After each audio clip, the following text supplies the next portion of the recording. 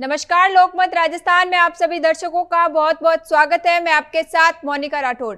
आइए रुक करेंगे आज की कुछ खास खबरों की ओर। रेवाड़ी पुलिस ने किया राजस्थान से फर्जी आईपीएस अधिकारी को गिरफ्तार, 19.76 लाख रुपए की ठगी का खुलासा। रेवाड़ी पुलिस ने एक साथी ठग को राजस्थान से गिरफ्तार किया, जो खुद को आईपीएस अधिकारी बताकर लोगों से ठगी कर रहा था।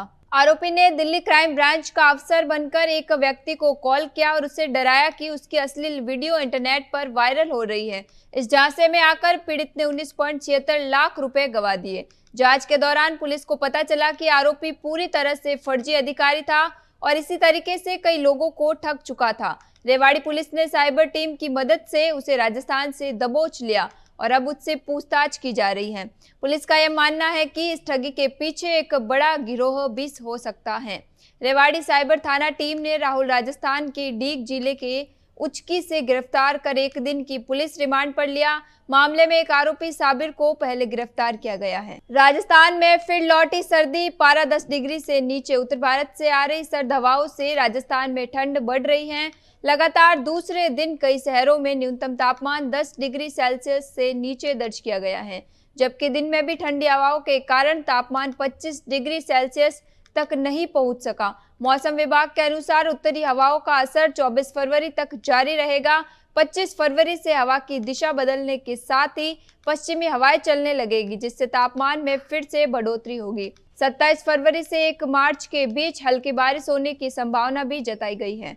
बीते 24 घंटों में राज्य भर में मौसम शुष्क बना रहा। फतेहपुर, हनुमानगढ़, अलवर और सीकर में दिन भर हल्की सर्द हवाएं चलती रही, जिससे तापमान 25 डिग्री तक भी नहीं पहुंच पाया। जयपुर में कला का संगम आईआईएस यूनिवर्सिटी की वार्षिक प्रदर्शनी में 158 छात्र और छात्राओं की 1100 कलाकृतियां। जयपुर के जवाहर कला केंद्र में आईआईएस यूनिवर्सिटी की वार्षिक कला प्रदर्शनी अभिव्यक्ति एक प्रयास का भव्य आगाज हुआ। इस प्रदर्शनी का उद्घाटन राजस्थान सरकार के पर्यटन सचिव रवि जैन ने किया। प्रदर्शनी में पेंटिंग, ग्राफिक डिजाइन, मूर्तिकला, इलस्ट्रेशन, प्रिंट मेकिंग, फोटोग्राफी और विज्ञापन कला जैसी विविध कलाकृतियां प्रदर्शित की गई हैं। स्कूल ऑफ फाइन आर्ट्स के निदेशक डॉक्टर उज्ज्वला एम तिवारी के अनुसार ये प्रदर्शनी छात्रों की सृजनात्मकता और विचारों को समाज के समक्ष प्रस्तुत करने का एक प्रभावी मंच है। आयोजन में श्वेत गोयल, गिरिराज शर्मा, शीतल चितलांगिया सहित कई वरिष्ठ कला मेंटर्स का महत्वपूर्ण योगदान रहा। कार्यक्रम में वरिष्ठ कलाकार समदार सिंह खंगारोत सागर विशिष्ट अतिथि के रूप में उपस्थित रहे। इन्वेस्टर्स समिट से इंदौर को बड़ा निवेश, हजारों को मिलेगा रोजगार। भोपाल में होने वाली जीआईएस से विकास को मिलेगी नई रफ्तार। भोपाल के इंदिरा गांधी राष्ट्रीय मानव संग्रहालय में 24 और 25 फरवरी को होने वाली ग्लोबल इन्वेस्टर्स समिट के लिए तैयारियां तेज हैं। एमपीआईडीएस के अनुसार इंदौर में शुरुआत में 10,000 करोड़ का निवेश होगा, जो साल के अंत तक 70,000 करोड़ तक पहुंच सकता है। इंदौर और आसपास 12 नए औद्योगिक सेक्टर विकसित किए जा रहे हैं, जहां 1.46 लाख करोड़ से ज्यादा का निवेश संभावित है। इससे 2.65 लाख से अधिक लोगों को रोजगार मिलेगा। सिर्फ पीथमपुर सेक्टर 7 में ही 10 कंपनियों को 18 प्लॉट दिए गए हैं, जिससे 54,032 करोड़ का निवेश होगा और 11,000 नौकरियां मिलेगी। इसके अलावा 12 अन्य कंपनियों की 50,047 करोड़ के निवेश से 9,300 नए रोजगार के अवसर बनेंगे। भारत में अमेरिकी फंड से 7 प्रोजेक्ट सक्रिय। वित्त मंत्रालय की रिपोर्ट में हुआ खुलासा। अमेरिकी राष्ट्रपति डोनाल्ड ट्रंप के हालिया दावों के बीच एक नई रिपोर्ट ने वास्तविकता को उजागर किया है।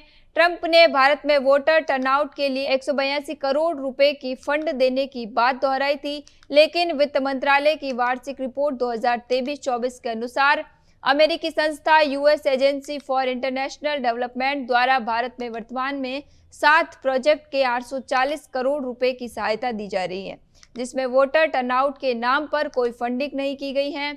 ये फंड मुख्य रूप से स्वास्थ्य, शिक्षा, आर्थिक विकास और सामाजिक कल्याण से जुड़े कार्यक्रमों के लिए है।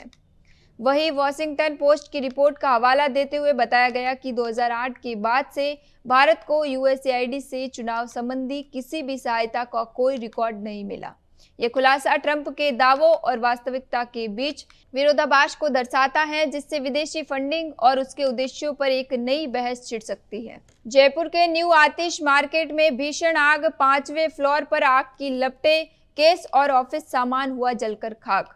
जयपुर के मानसरोवर थाना इलाके में सुबह 6 बजे न्यू आतिश मार्केट के सनी कॉम्प्लेक्स की 5वीं मंजिल पर आग लग गई। थर्मल इंसुलेंस ऑफिस में लगी इस आग से कैश और सामान जल गया। गार्ड सतीश ने धुआं देखकर पुलिस व फायर ब्रिगेड को सूचना दी। 10 फायर ब्रिगेड की गाड़ियों ने 2 घंटे की मशक्कत के बाद आग पर काबू पाया।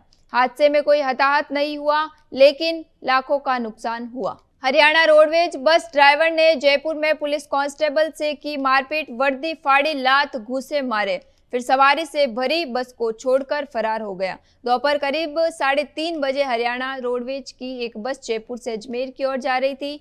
200 फीट चौराहे के पास बस ड्राइवर ने नियमों को अनदेखा करते हुए सड़क पर ही बस रोककर सवारियां बैठाना शुरू कर दिया, तो इससे ट्रैफिक बाधित होने लगा। यातायात व्यवस्था बिगड़ती देख कांस्टेबल पवन कुमार ने ड्राइवर से बस आगे बढ़ाने के लिए कहा। इसी बात पर दोनों के बीच कहासुनी हो गई, जो देखते ही देखते विवाद में बदल गई। जयपुर के 200 फीट चौराहे पर हरियाणा रोडवेज बस ड्राइवर ने ट्रैफिक पुलिस कांस्टेबल पवन कुमार से जमकर मारपीट की। बस को बिना स्टैंड रोके जाने पर टोकने पर ड्राइवर भड़क गया और लात घूंसे मारकर कांस्टेबल की वर्दी फाड़ डाली। मारपीट से कांस्टेबल के होठ से खून निकलने लगा। भीड़ जुटते देख ड्राइवर और कंडक्टर सवारियों से भरी बस छोड़कर भाग निकले।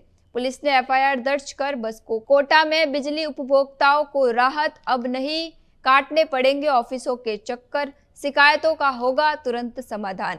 कोटा के बिजली उपभोक्ताओं के लिए अच्छी खबर है, अब बिजली संबंधी किसी भी समस्या के समाधान के लिए इधर उधर भटकने की जरूरत नहीं पड़ेगी। उपभोक्ताओं की शिकायतों के त्वरित निपटारे के लिए बिजली विभाग नए उपभोक्ता सेवा केंद्र स्थापित कर रहा है। जयपुर विद्युत वितरण निगम के कोटा एससी जहांगीर ने बताया कि बिजली विभाग के उपभोक्ता सेवा केंद्र पर उनकी समस्याओं को सुना जाएगा। यहाँ उपभोक्ता बिजली बिल कनेक्शन लाइन से संबंधित शिकायत बता सकेगा। इस केंद्र के जरिए एक निश्चित समय सीमा में संबंधित उपभोक्ता की समस्या का समाधान किया जाएगा। यहाँ उपभोक्ताओं के बैठने की सुविधा होगी। हमारी पहली प्राथमिकता उपभोक्ता है। कई बार अधिकारी टूर पर होते हैं, जिससे उपभोक्ता को बिना समाधान लौटना पड़ता है। इसे दूर करने के लिए उपभोक्ता केंद्र शुरू किया जाएगा, जहां प्रतिनिधि उनकी समस्या सुनकर संबंधित अधिकारी से संपर्क करेगा।